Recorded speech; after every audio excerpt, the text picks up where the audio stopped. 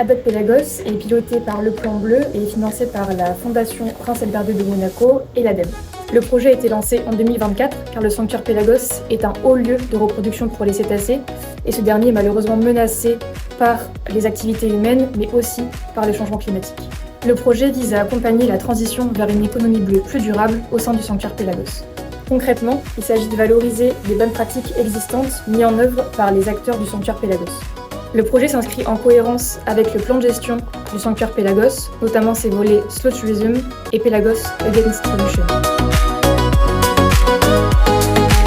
Les principaux défis du tourisme durable dans le sanctuaire Pelagos sont multiples.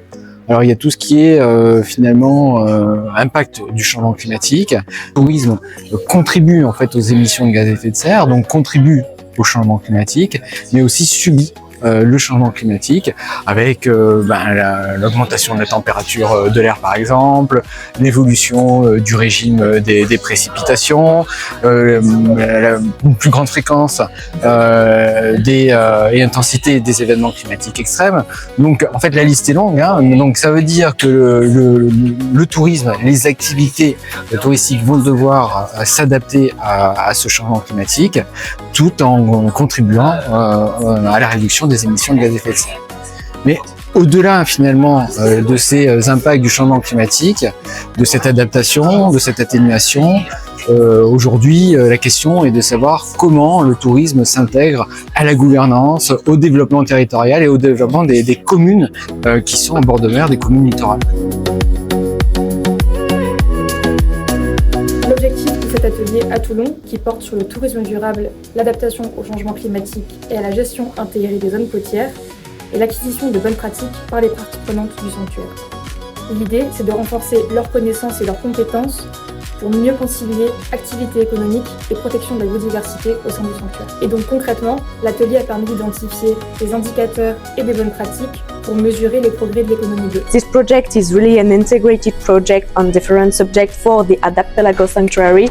So basically we would like to integrate in the best possible way tourism issue, but also biodiversity issues, transport issue, to help the municipalities and all the people working inside this sanctuary to manage in the best way possible the biodiversity hotspot that we love so much. Well, it's nice because you have a sort of cross-fertilization of different views, because you have people who are more at ease with economic dimensions, you have people who are more at ease with governance issues coming from the Pelagos Sanctuary themselves, from the authorities. So we really try to blend people from different thematic backgrounds, and we have a plurality of viewpoints that hopefully at the end will contribute to have a balanced view of everything. And I think we were achieving this quite well. Well, the first workshop was really thoughtful, a lot of interactions. We've got many information and potential actions and eventually indicators on how to measure, mitigate climate change impacts on tourism in the Mediterranean. So we've talked about environmental education programs.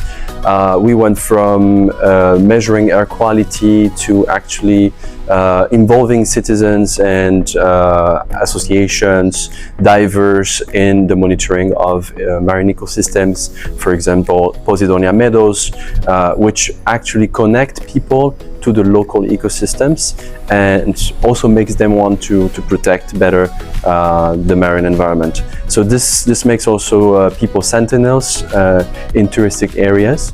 So we also discussed how to manage water fluxes and basically different strategies to remove pressures from those precious touristic sites. La DIRM doit piloter et après mettre en œuvre avec tous les acteurs de la mer et du littoral le document stratégique de façade qui planifie les usages en Méditerranée.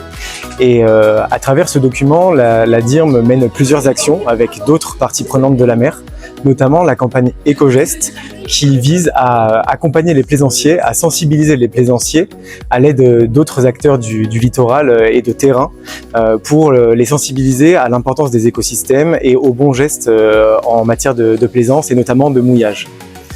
On mène d'autres activités comme autour de la plongée sous-marine.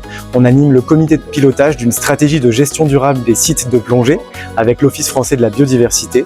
On réunit tous les acteurs de la plongée, les aires marines protégées, les clubs et bien d'autres acteurs encore, les fédérations d'usagers. Et on a notamment créé une affiche J'aime plonger, je maîtrise mon impact pour sensibiliser tous les futurs plongeurs et les plongeurs déjà bien initiés aux bons gestes de la plongée avant de plonger, se renseigner sur les sites, sur la biodiversité, prendre une gourde en plongée, ne pas toucher les écosystèmes, enfin la faune et la flore, ne pas déranger les espèces, aussi adapter la vitesse de son navire. Et ensuite, pour les débriefings post-plongée, bien s'intéresser à tout ce qu'on a pu voir et essayer d'en parler le plus possible. À l'issue des discussions de la journée, une note de synthèse sera produite qui résumera l'ensemble des indicateurs et des bonnes pratiques identifiées et qui servira à nourrir l'atelier final qui aura lieu en février 2027 au Plan Bleu.